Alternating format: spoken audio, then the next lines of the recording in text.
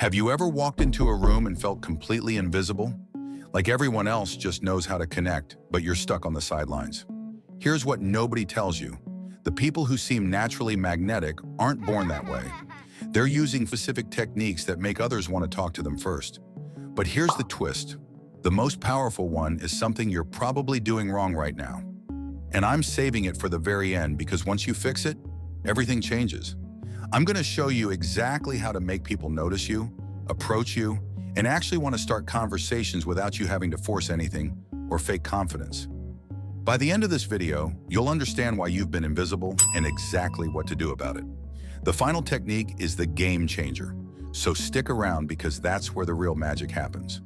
Let me start with something that changed everything for me. I used to sit at coffee shops scrolling through my phone waiting for someone to notice me. It never happened. I'd go to parties and stand in corners, hoping someone would start a conversation. They didn't. I thought maybe I wasn't interesting enough, or funny enough, or good-looking enough. But then I discovered something shocking. The problem wasn't me. It was what I was doing in the first 3 seconds. The first 3 seconds?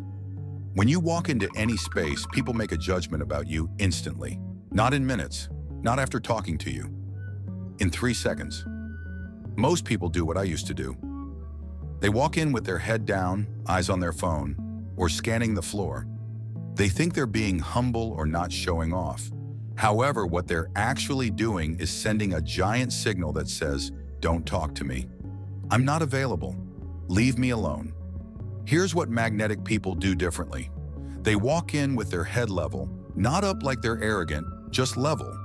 They look around the room calmly like they belong there. Therefore, people see them as confident and approachable. But here's the part most people miss: the eyes. When you make eye contact with someone, even for just a second, and give a tiny smile or nod, you're opening a door. You're saying, "I see you and I'm friendly."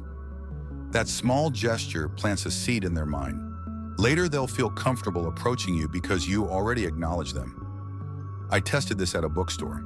Instead of hiding behind shelves like usual, I walked in, looked around naturally, made quick eye contact with a few people, and smiled slightly. Within 10 minutes, someone asked me about the book I was holding. That had never happened before. The difference? I stopped being invisible on purpose. The body language mistake. Now let's talk about what happens after those first 3 seconds. Because even if you nail the entrance, you can ruin everything with your body. I learned this the hard way at a workshop. The instructor asked me to stand in front of everyone. I stood how I always did, hands in pockets, shoulders slightly forward, weight on one leg. Then he asked the group what they thought of me. The answers hurt, closed off, nervous. I wasn't trying to look that way. However, my body was telling a story I didn't mean to tell. The instructor showed me something simple. He said, "Take your hands out of your pockets. Let your arms hang naturally at your sides, or rest one on the table. Pull your shoulders back just a little, not stiff, just open. Take a breath and relax your face." I did it.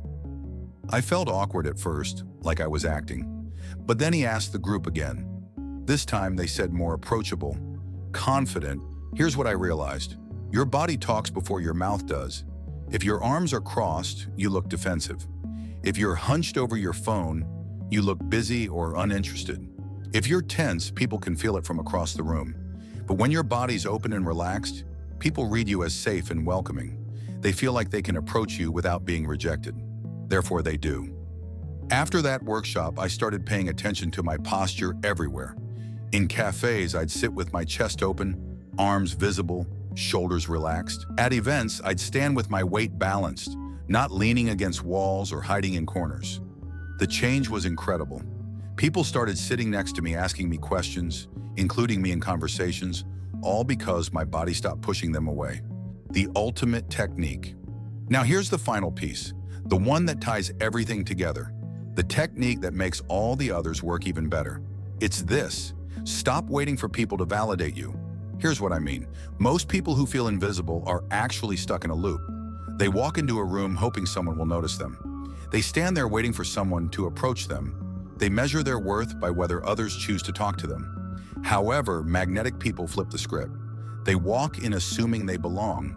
They don't wait for permission to exist in the space. They don't need external validation to feel okay. Therefore, they radiate a different energy, an energy that says, I'm fine whether you talk to me or not, but I'm here and open if you want to. That energy is what makes people curious. That energy is what draws them in. When you stop needing attention, you start attracting it. When you stop performing for approval, people actually want to give it to you. It's the strangest paradox, but it's true. So here's what you do. Walk into your next social situation with this mindset. I'm here to enjoy myself, to be present, to connect if it happens naturally, but I don't need anyone's approval to feel good about being here.